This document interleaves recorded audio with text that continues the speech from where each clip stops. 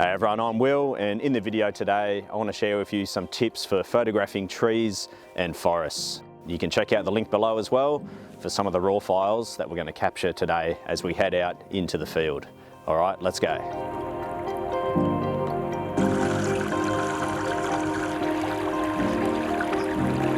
So we're in Fiordland National Park. As you know, this is where I live, this is my backyard and where I create most of my images. And one of the things that I love about Fiordland is just the beech forests, these beautiful gnarled trees which just have so much character. At the moment, as you can see, we've got a beautiful foggy morning, plenty of atmosphere. So my first tip really when it comes to photographing trees in forests is to consider using the long lens. So at the moment I've got on the 100 to 400mm, and I like to use this when there is lots of trees on the hillside which creates plenty of layers. And at the moment with this fog and this haze, there's that atmosphere there as well, and it gives that nice separation between all the trees. So what I firstly look for when I'm framing things up, and it doesn't matter what lens I have on, but I'm looking for that main subject. Where is the main subject matter that is going to actually be the star of the frame? And that's what I'm assessing now. I'm just looking out in the distance and trying to find that one thing that catches my eye, and then from there I think about the actual framing. Now the tricky part is there's millions of trees. I'm just trying to find that one in particular, that one that really speaks to me. And this is where you just want to take your time, get familiar with your environment and the surroundings. And it's constantly changing. Like on a day like today, that fog is just going in and out. Just looking for something that creates some kind of order amongst the chaos. The forest by nature is very chaotic, and the job is to find that harmony, find that order there, something that the eye can really zone in on. So I'm going to walk around now. I've got the long lens on. We'll see what we can find. There's a few out here which are looking nice. So looking off in the distance here, this is at 100mm. You can see there's a bit too much mess going on, but as I start to zoom in and now simplifying that whole scene, especially these two trees here, and I really like this one on the left. I think he makes for a great subject.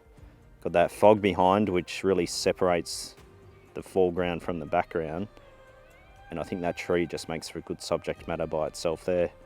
The white bark really stands out from that dark surrounding.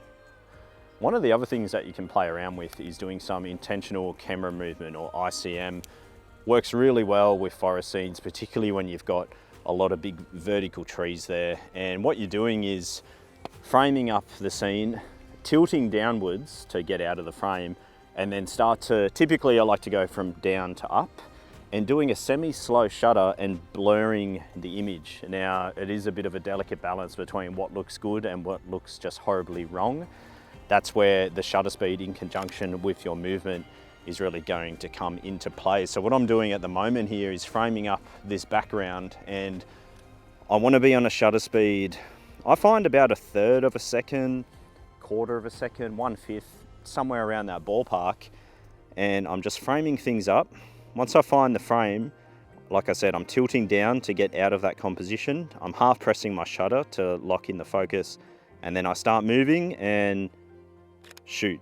So I'll show you again, down, and then I start moving, shoot. And then obviously you need to review and check out the results, and then just have a play with the shutter speed and also how fast you're moving there. And you can see the results. You can actually make some nice images, semi-abstract, but I think the key really is to have it not too abstract. You want people to be able to recognize what they're looking at, but just give it that nice texture there.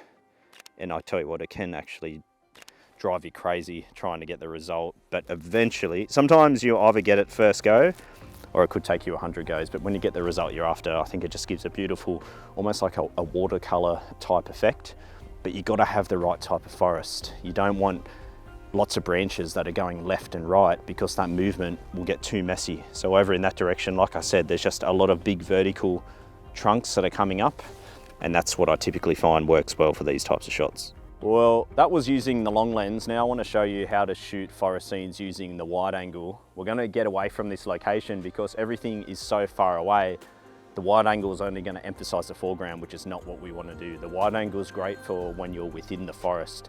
So we're going to hit the road now and go get inside one of these beech forests, and hopefully we can get a few ferns in the frame as well. All right, we're going to look at using the wide angle now. And as I said earlier when we're on the telephoto, what I like to look for when photographing trees and forests is, you know, that characteristic main subject, that tree that just stands out from the rest. When doing that with the wide angle, you know, we've got an example here with these beautiful big trees behind me, which definitely stand out from the surrounding environment. But the wide angle, it's all about capturing the grand scene in general and typically incorporating some kind of foreground matter. So the key thing that I'm considering when I'm in the forest with the wide angle is firstly, finding that main subject, but then just as importantly, what do I have in the foreground as a way to create depth, lead the eye and frame up the scene. And that's why, for example, I wouldn't really be shooting this with the wide angle here, because when I look down on the ground, as you can see, there's not much going on here. There's a lot of empty spaces and there's nothing that's really going to complement and lead the eye into the subject matter back here. So my goal is to continue on and try and find that subject that looks nice, but then incorporate some foreground as well. So I'm constantly looking, and it's all about taking your time in the forest. You have to take your time, slow yourself down, and the more you look, the more you'll begin to see. All right, what we have here is some epic foreground. I love using the ferns in the foreground because they're all leading lines which just push the eye into that background. This guy here would work so well. However, unfortunately, the background is lacking a little bit. There's not too much that's really speaking to me. So we can see we've got the opposite problem. Last time we had the background and no foreground. Now I've got the foreground, not quite getting that background subject matter. So you need to be quite strict with yourself. Just keep looking and eventually you will find something that all ties together. But this is generally the thing that I'd be looking for in the foreground. Now, of course, you could get a nice fern shot just shooting straight down into the fern. But for the moment, I want to show you more of a classic wide angle approach to capturing the forest. So let's see what else we can find. Okay, so what I'm looking at over here, there's a big, beautiful tree in the background, which has a touch of light on it. And then in the front, there's these two trees which are joining up in the lower portion where the root system is, and it's creating a great natural frame. And I think with the wide angle there, we'll be able to join all that together and the eye will naturally flow through that frame and then take in the tree in the back. So we'll have a look. I've got the 12 to 24 mil on. Typically you might have something like a 16 to 35, for example, for this type of scenery. And again, it's going to allow me to capture what I'm looking at right in front of me at my feet, as well as that big scene in the background. So let's have a look at this frame here and see how it comes together. One of my biggest tips with using the wide angle in the forest is to avoid too much of the upper canopy where the light is, because what that would do is it'll lead the eye away from what you're trying to showcase. So in my case, it's using this natural frame with the tree in the back. The tree's got a little bit of light on it, perfect, because the eye is drawn to light. If I go ultra wide and pick up the blue sky, it's going to be pulling the viewer's attention away. So I'll be keeping that in mind, and that's where finding the right focal length will come into play. So I'm going to have a look now, and I definitely don't want to be too wide, probably getting more around the 21 millimeter perspective. And I've got a big depth of field now. So when I used the telephoto earlier, I had a shallow depth of field. There was everything off in the distance and nothing close to me.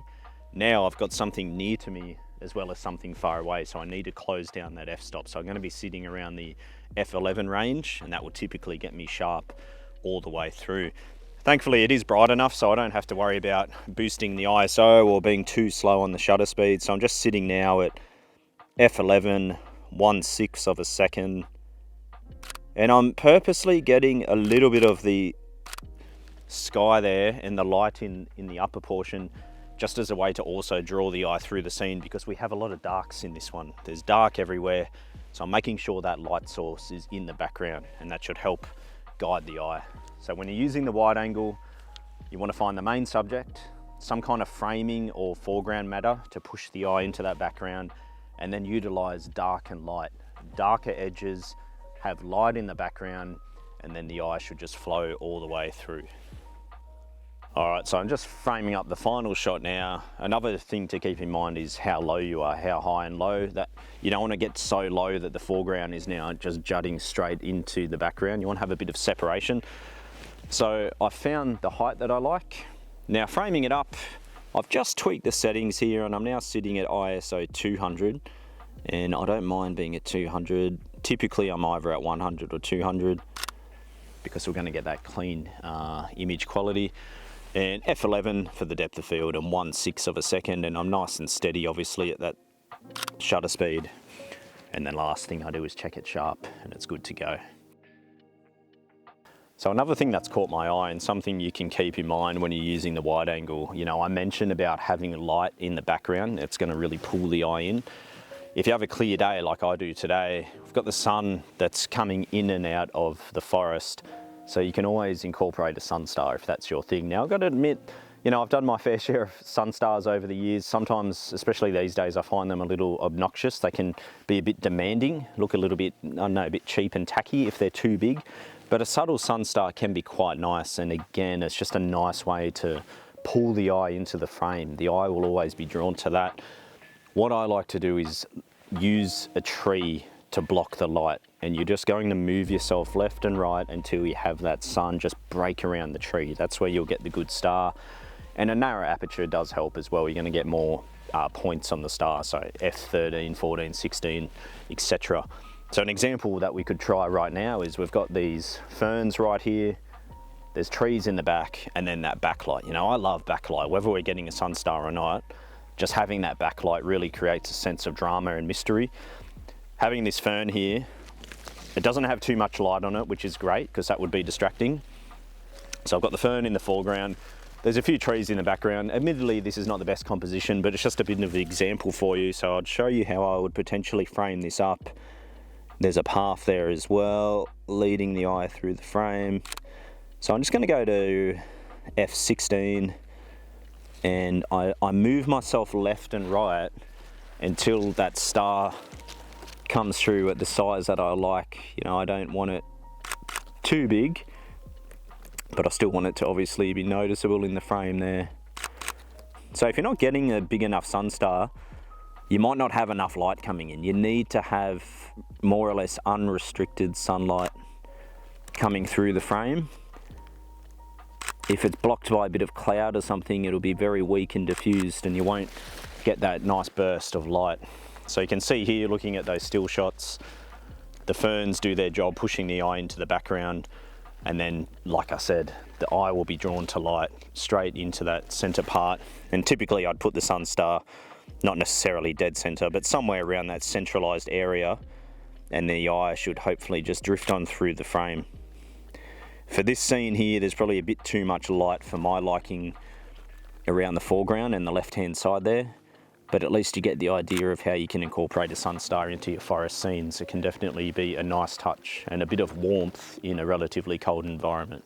So we've looked at the telephoto lens, we've just used the wide angle. Lastly, let's have a look at the mid-range zoom. Typically what you would have as a 24 to 70. In my case, I've got a 28 to 75, same type of thing. And what this focal length is quite good for is, you know, typically you're going to exclude foreground matter, which is what we use the wide angle for, and we're not really looking far off in the distance. I like to use the 24 to 70, the mid-range, for those things that, the way that we kind of naturally view the scenery, you know, just off in the distance there. This lens is good for that, just giving a nice natural look. So what I'm going to be looking for now in particular is not just one tree that stands out, but maybe a series of trees that just have some nice shape and texture and hopefully a little bit of light on them. So let's see what we can find. All right, so it didn't take long to find something that can work. I've got to admit, I think the mid-range for me is probably the easiest lens to use in the forest because you can just simplify the scene so much. You're not worried about what's happening on the ground. It's just all about in the distance there. And what I've found here, there's beautiful backlight. So I'm using the backlight as a way to create a bit of mystery, but also lead the eye through.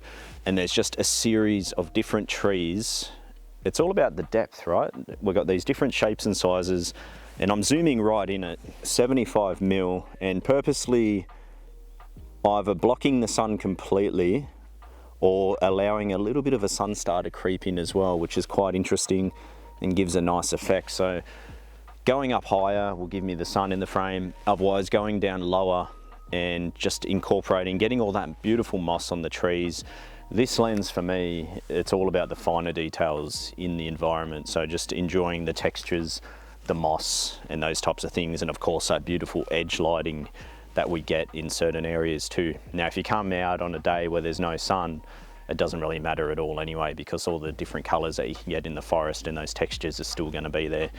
The light can be a great blessing or it can be a curse, because sometimes the light will be a bit demanding and can lead the eye away from where you want the eye to go.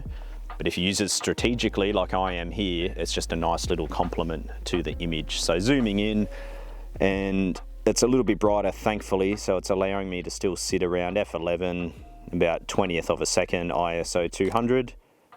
And I'm not too concerned, you know, I'm at 75mm. f11 will probably be a little bit soft in the far background, but I'm not too concerned about that because a lot of the background here is quite messy. Now, I just want to make sure that the main trees are sharp enough, and then the background, if it's a little bit soft, that's fine. It's not going to be too distracting that way. And then if I go up to the sun, it's obviously brighter, so that's where I could close the f-stop down a touch to get a bigger Sunstar, and maybe even speed the shutter up a little bit as well. So we'll get a few of the Sunstar coming in, and you'll see how that looks. And again, experimenting with the size of the Sunstar. If it's too big, I just think it really can be distracting. You just want it to be a nice, subtle burst of light coming into the frame. All right guys, hopefully you picked up a few different tips there that you can apply to your forest photography. If I was going to summarize things, it would be, firstly, find that main subject matter, what's speaking to you, establish what focal length you need, that's going to determine which lens you go for, and then utilize dark and light as a way to lead the eye into the frame. Don't forget to like and subscribe if you haven't already, and of course there's that link below if you want to download the raw files and have a look at some of these yourself. Keep in mind with the post-processing, whenever I'm shooting towards the sun, the raws will be quite dark because I'm exposing for those highlights. But in the processing, you'll see how easy you can raise the exposure, bring the shadows up, and all that detail is right there. Anyway, thanks for viewing, and I'll see you in the next one.